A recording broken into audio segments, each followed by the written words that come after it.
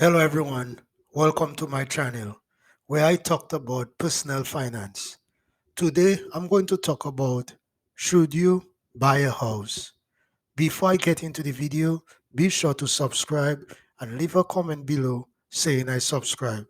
I will try to personally reply to your comments. Let's get into the video. Buying a home is always a good investment. However, there are factors you need to consider before you make a big investment in home ownership. Today, I'm going to go over 6 things to think about before you decide whether or not you are ready to buy a house. The first thing is existing housing values have increased due to the current competitive market. Housing supplies have been reduced as a result of the boom in real estate activity, forcing property prices to soar. It could indicate that you are paying too much for a home that you would be content with otherwise. Despite the fact that mortgage rates are currently at all-time lows, rising home prices may eliminate the opportunity to get more house for your money while keeping monthly payments affordable. Remember to factor in closing expenses and insurance into your budget. The second thing is certain real estate markets are more expensive than others because they are hotter. The outbreak inspired many Americans, particularly those who could work remotely, to leave their big city apartments and relocate to the suburbs, rural areas, or different states. Buying a home in one of these new to the market areas may result in even more competition. Consider higher pricing and a few number of available houses.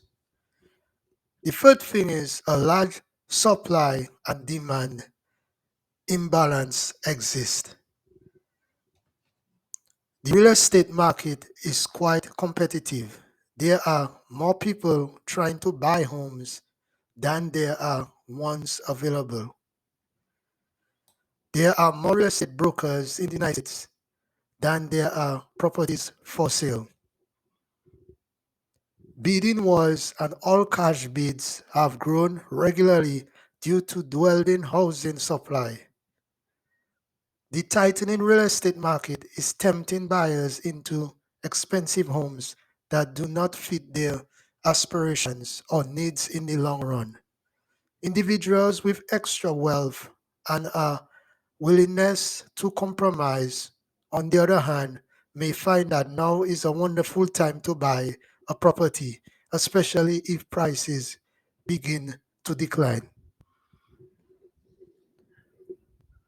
The fourth thing is it's possible that building a new home isn't a practical choice. While existing listings are dwindling, partly due to homeowners' apprehension about reselling their homes for fear of not being able to afford their next one, purchasing land and building a new home is a viable choice. However, as a result of the pandemic, the raw materials required to construct a new structure have become prohibitively expensive. Logistical and transportation issues have resulted in long waits for certain commodities. A limited number of contractors and laborers are also available to build such structures. Labor costs are high because those workers are in high demand. Builders across the country are encountering substantial delays in finishing new construction and even renovating efforts on fixer uppers.